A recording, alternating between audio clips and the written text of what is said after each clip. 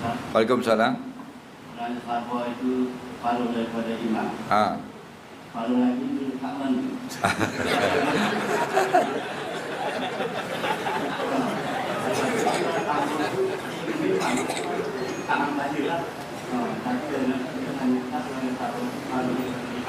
Okey.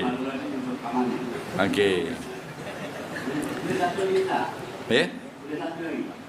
Boleh. Kita yang terlalu minyak. Hari kita nak semayang itu terlalu minyak.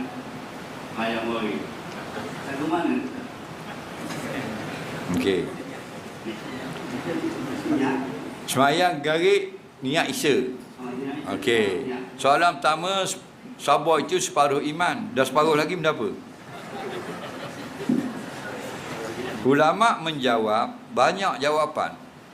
Antaranya, jika iman itu adalah separuhnya duduk pada sabar, separuh lagi duduk pada syukur. Okey? Kerana sabar dan syukur itulah lengkap orang yang bertakwa.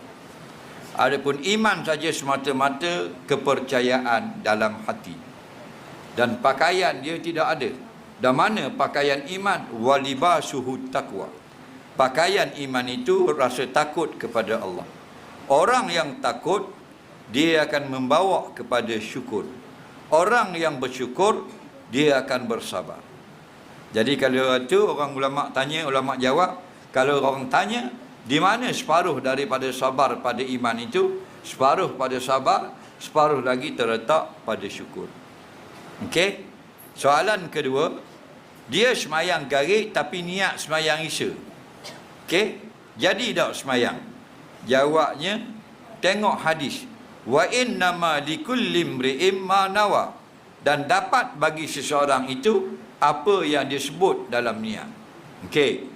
Dia semayang dalam waktu maghrib, duduk di rumah, bukan musafir, tapi niat semayang isya. Sah tak semayang isya dalam waktu maghrib? Tidak sah. Maka jatuhlah semayangnya itu semayang qada. Kalau dia ada qada isya. Tetapi kalau tidak ada qada isya, kata Syekh Ibn Hajar dalam kitab Fatwa, jatuh semayang sunat. Dan semayang garik itu tidak sah. Kerana syarat sah semayang, niat yang ada qasak, ta'arud, ta'yin. Ta'arud itu fardu, ta'yin itu menentukan maghrib atau isyak.